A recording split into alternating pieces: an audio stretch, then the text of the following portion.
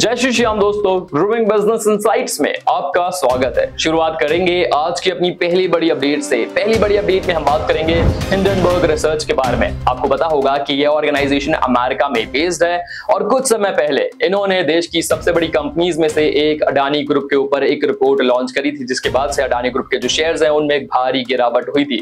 इसको लेकर सेबी यानी कि securities exchange board of India ने कुछ कदम उठाए, हिंडनबर्ग को एक शो कॉज नोटिस भी सर्व किया और शॉर्ट सेलिंग के पीछे का जवाब भी मांगा।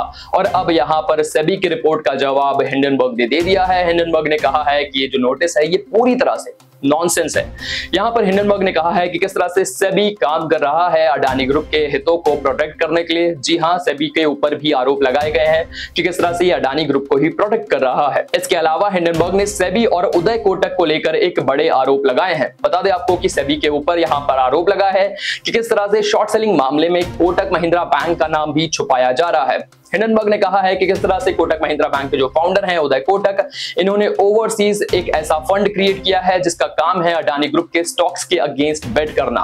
और यहां पर जो रिपोर्ट इशू करी है सेबी ने, वहां पर इस कंपनी का या फिर इस बैंक का नाम मेंशन नहीं किया गया है, सिर्फ KMIL लिखा गया है। क्या लगता है आपको हिंडनबर्ग के इस बड़े खुलासे के बारे में? क्या इससे हो सकता है आगे आने वाले वक्त में? कमेंट में बताएं। अगली खबर में हम बात करेंगे मॉर्गन स्टैनली बैंक के बारे में, जिन्होंने हाल ही में एक बड़ी बात बोली है। मॉर्गन स्टैनली बैंक ने अपनी रिसेंट रिपोर्ट में बोला है कि किस तरह से रिलायंस इंडस्ट्रीज अपने फोर्थ मोनेटाइजेशन साइकिल में $60 बिलियन का अमाउंट अपने मार्केट कैपिटलाइजेशन में ऐड ऑन कर सकता है, यानी कि 5 लाख से लेकर 8 लाख करोड़ से ज्यादा का अमाउंट। इसी के साथ मॉर्गन स्टैनली का कहना है कि रिलायंस इंडस्ट्रीज के जो शेयर्स हैं इनमें से 2 गुनी से लेकर 3 गुनी बढ़त आ सकती है। बता दें आपको कि यहां पर इतिहास में 30 साल लग गए रिलायंस इंडस्ट्रीज को अपने मार्केट कैपिटलाइजेशन को $60 बिलियन पहुंचाने में, और अब लगातार इसमें बढ़त होने की बात कही जा रही है। अगली खबर में हम बात करेंगे स्टील स्टॉक्स के बारे में। आपको पता होगा कि हाल फिलहाल में स्टील इंडस्ट्री में कितनी ज्यादा बढ़त आई है। मार्केट के अंदर जो शेयर्स हैं वो लगातार बढ़ते जा रहे हैं, चाहे वो सेल हो, चाहे वो टाटा स्टील हो, चाहे वो अलग अलग कंपनीज हो। और अब यहां पर मॉर्गन स्टैनली बैंक ने एक और खुलासा किया है। मॉर्गन स्टैनली बैंक का कहना है कि स्टील इंडस्ट्रीज के ज्यादातर जो स्टॉक्स हैं ये बहुत ही ज्यादा ओवरबॉट हैं और इनमें आगे आने वाले वक्त में 38% से ज्यादा की करेक्शंस हो सकती हैं, यानी कि इसमें गिरावट की बात कही जा रही है। यहां पर मॉर्गन स्टैनली का कहना है कि जिस तरह से शेयर्स के भाव बढ़े हैं उस तरह से बिजनेसेस ने अच्छा परफॉर्म नहीं किया है। इंस्टेड स्टील बिजनेस में अंडर परफॉर्मेंस रही है, जिसके चलते ये करेक्शन आ सकता है। अगली खबर में हम बात करेंगे विजय माल्या के बारे में, जिन्हें ईडी यानी कि एनफोर्समेंट डायरेक्टरेट के द्वारा ऑलरेडी एक फ्यूजिटिव यानी कि भगौड़ा घोषित किया जा चुका है। बता दें आपको कि विजय माल्या के खिलाफ हाल ही में मुंबई की एक CBI कोर्ट ने एक नॉन बेलेबल वारंट इशू किया है। जी हां, नॉन बेलेबल वारंट का मतलब आप समझते होंगे, जिसमें जमानत भी नहीं मिलती है।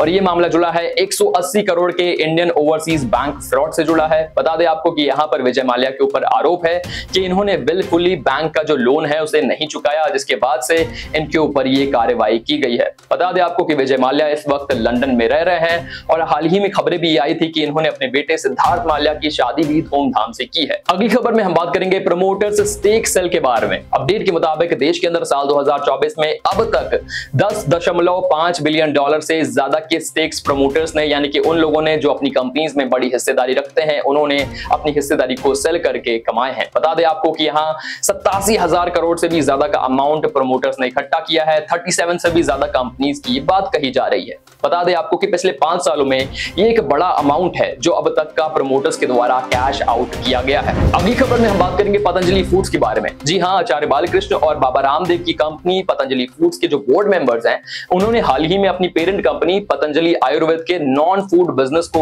एक्वायर करने के अप्रूवल दे दिए हैं और ये एक्विजिशन होंगे 1100 करोड़ में, यानी कि 1100 करोड़ रुपयों में ये एक्विजिशन कंप्लीट होगा और ये 5 ट्रेंचेस में होगा, जहां पर 5 बार स्टेक्स को ट्रांसफर किया जाएगा। अगली खबर में हम बात करेंगे securities exchange board of India SEBI के बारे में। सेबी के बारे में आप जानते हैं स्टॉक मार्केट रेगुलेटर है। हाल ही में सेबी ने फर्स्ट क्राई, जो कि एक बच्चों के रिटेल मार्केट कंपनी है, इसे अप्रूवल दे दिए है कि अपने 1800 करोड़ से ज्यादा के जो आईपीओ हैं इन्हें ला सकती है। इसमें ज्यादातर इक्विटी शेयर्स को भी सेल किया जाएगा, यानी कि प्रोमोटर्स भी अपने अच्छे खासे जो शेयर्स हैं उन्हें ऑफर फॉर सेल के माध्यम से सेल करेंगे। अगली खबर आ रही है फूड टेक कंपनी जोमैटो की तरफ से। जोमैटो का नाम आप जानते हैं, देश की one of the biggest food tech companies में इसका नाम शुमार है। बहुत सारे लोग जोमैटो का यूज भी करते हैं, लेकिन हाल ही में जोमैटो की मुश्किलें तब पड़ गई जब पता ये चला कि इन्हें 4 साल पुराने यानी कि साल 2020 के जीएसटी नोटिसेस सर्व किए गए हैं और ये अमाउंट ऑलमोस्ट 9.5 करोड़ के करीब का है।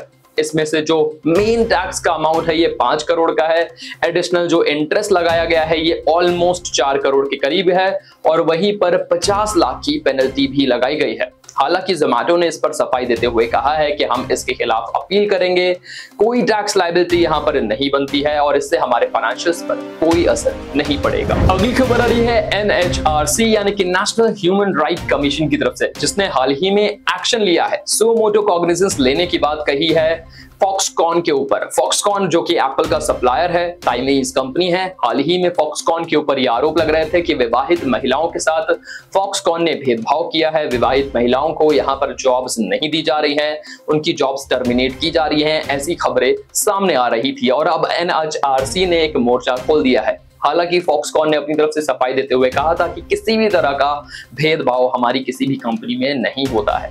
क्या लगता है आपको, किस तरह से पूरा मैटर टर्न आउट हो सकता है, कमेंट में बताएं। अगली खबर आ रही है इसरो के चीफ साइंटिस्ट एस सोमनाथन के बारे में। एस सोमनाथन जिन्होंने चंद्रयान को सक्सेसफुल बनाने में बहुत बड़ी भूमिका निभाई थी, उन्होंने हाल ही में एक बड़ा स्टेटमेंट दिया है गगनयान मिशन को लेकर।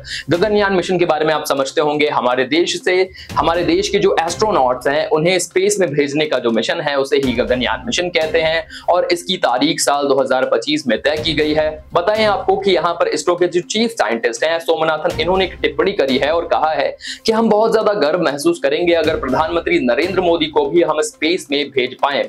यहाँ पर एक हिंट दिया जा रहा है कि पॉसिबिलिटी है कि प्रधानमंत्री नरेंद्र मोदी को भी साल 2025 में गगनयान मिशन के तहत स्पेस में भेजा जा सकता है।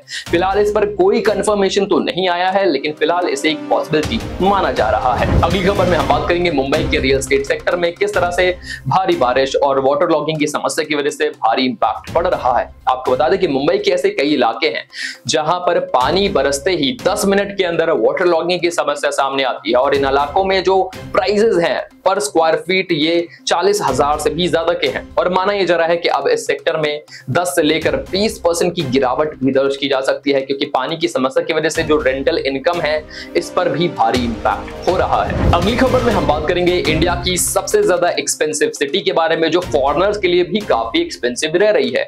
इसमें जो टॉप किया है वो है हमारी माया नगरी मुंबई। बताया जा रहा है कि मुंबई ग्लोबली 136 पोजीशन पे आती है दुनिया की सबसे ज्यादा एक्सपेंसिव सिटी के मामले में और इंडिया में ये नंबर 1 पे आती है। अगर हम बात करें कि इंडिया के अंदर कौन सी वो सिटी है जहां पर जो बहुत ज्यादा एक्सपेंस है वो बढ़ता जाता है, इसमें बेंगलुरु का नाम शामिल है, कोलकाता का नाम शामिल है, हैदराबाद और पुणे जैसी सिटीज का भी नाम शामिल है। अगली खबर आ रही है ऑस्ट्रेलिया की तरफ से। अपडेट के मुताबिक ऑस्ट्रेलिया की जो सरकार है उसने अब स्टूडेंट वीजा को 125% तक बढ़ा दिया है। देश से हमारे स्टूडेंट्स बहुत सारी तादाद में ऑस्ट्रेलिया, कनाडा जैसे देशों में पढ़ाई के लिए जाते हैं, उनके लिए मुश्किलें कभी खड़ी हो सकती हैं। ये भी कहा जा रहा है कि जो वीजा कभी $710 में अवेलेबल होता था उसकी कीमत अब $1,600 हो चुकी है, यानी कि 125% से ज्यादा का इजाफा यहाँ पर देखा जा रहा है और ये ऑस्ट्रेलिया ने किया है ताकि जो माइग्रेशन है तेजी से ऑस्ट्रेलिया में हो रहा है, वहां के जो संसाधन है उस पर कमी ना आए, वहां पर माइग्रेशन ज्यादा तेजी से ना हो। अगली खबर में हम बात करेंगे माइक्रोसॉफ्ट के को फाउंडर स्टीव वॉलमर के बारे में। शायद बहुत सारे लोगों ने इनका नाम ज्यादा नहीं सुना होगा, लेकिन माइक्रोसॉफ्ट को फाउंड करने में स्टीव वॉलमर का भी उतना ही योगदान था जितना बिल गेट्स का बताया जाता है।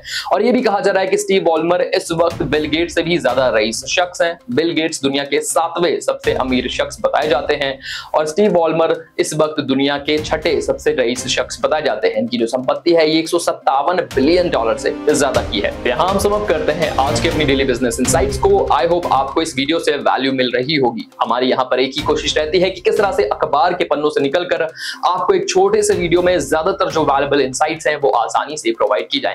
अगर आपको हमारे एफर्ट्स बेहतर लगते हैं तो चैनल को सब्सक्राइब किए बिना मत जाइएगा। हमारे चैनल को सब्सक्राइब करने के साथ आप हमारे टेलीग्राम से भी जुड़िए, जहां पर बेहतरीन इनसाइट्स हम पोस्ट करते रहते हैं। इसी के साथ लेते हैं विदा, मिलेंगे अगली वीडियो में। तब तक के लिए शुक्रिया, गुड बाय, टाटा, जय श्री श्याम।